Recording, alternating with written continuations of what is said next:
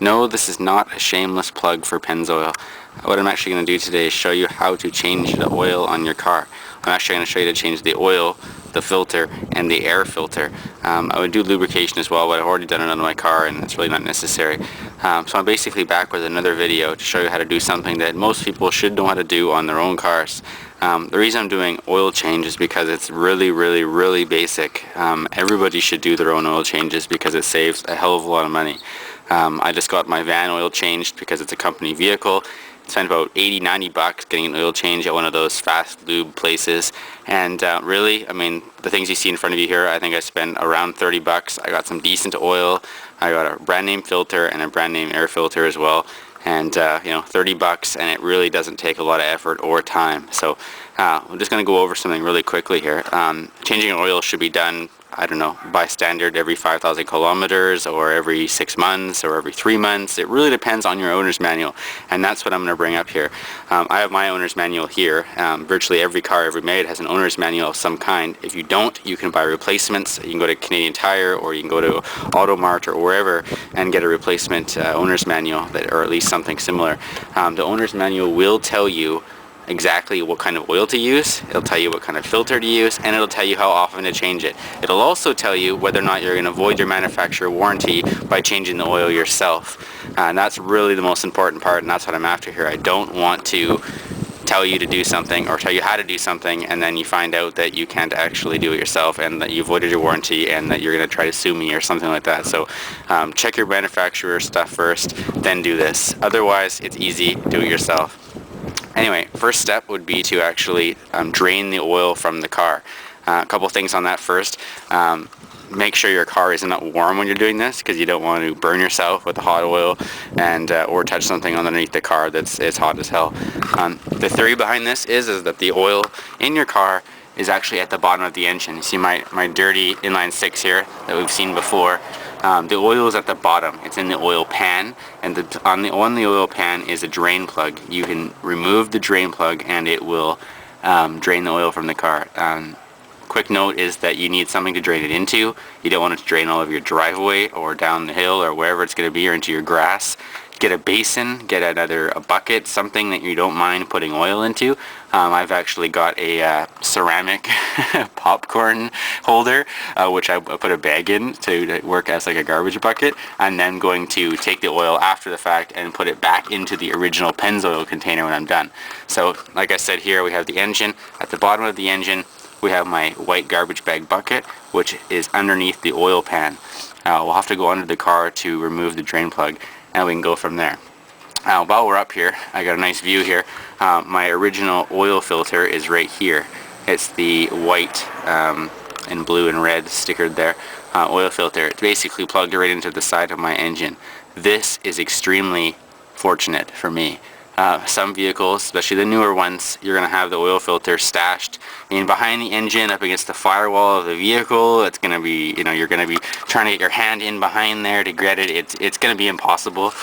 They do this for a reason. I could go on and say it's a conspiracy to get you to use the actual manufacturer's maintenance program to do it, but that's a totally different story altogether. Either way, the oil filter on my car is here. It's the same removal system. It's just in an easier spot for me than it is for you, probably. Either way, other thing we'll do is the air filter. Now for my car, this is the most brain dead thing you could possibly do. For me, I'll just show you. There's a speed nut here, a little nut with wings, or a wing nut you could call it. I'm going to remove it, and I'm going to put it somewhere right here. And I take the top off. You can see why I'm removing this air filter. It's disgusting. It's black. It's grimy. I can just touch the edge of it here and you could probably see dirt on my finger. It's disgusting. You could, in theory, blow this out with air, but really, what's the point? The new air filter was like $4. So we can go back around here. And while I'm opening the box, I'll let you know that newer vehicles, they have a cabin air filter as well half the time, which is for your air conditioning. The air conditioning has its own filter to filter out pine needles and dust and pollutants and fumes and various other things. So basically you want to take the new one, and for me I'm sticking it there. Again, an old car makes it really easy. There's really nothing to it.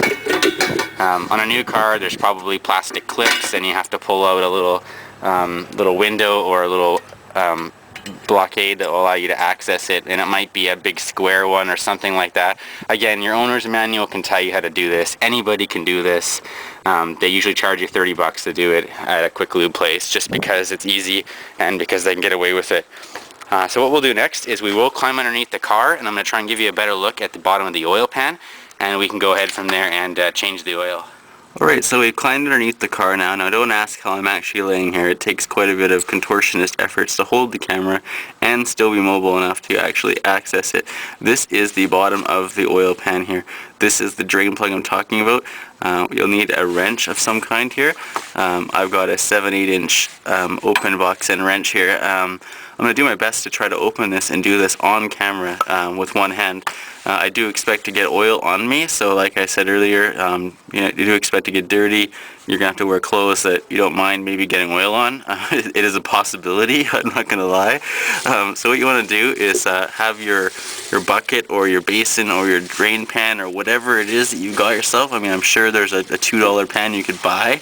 Unfortunately, I'm making videos on YouTube, so I don't have the money to actually go about buying extra things here. So basically what we're going to do is start to loosen the drain plug a little bit, just so that we can possibly turn it by hand after it. So I don't know how well you can see that there.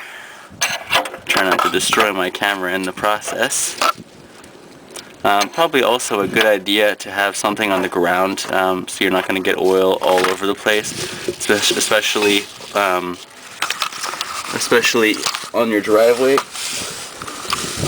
Now, my bag scenario here probably isn't going to work because it's going to overflow and it's going to go all over the place, but either way, I guess that's the fun of seeing it on camera. So let's try to loosen this. I'm just trying to get a method where I can do it while being on camera here. There we go. Look at this. It's gonna work. I don't know if you can see anything, but I only really got one shot at this. And it's gonna spill probably all over me. But what can you do? So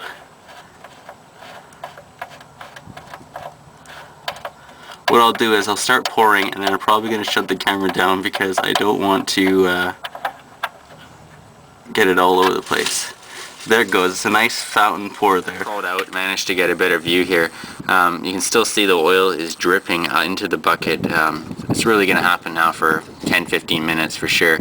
I would just take this time to, maybe put that air filter in if you hadn't already, something like that. But either way, we're just going to wait for it to drip, and then we're going to get set up to take the oil filter out.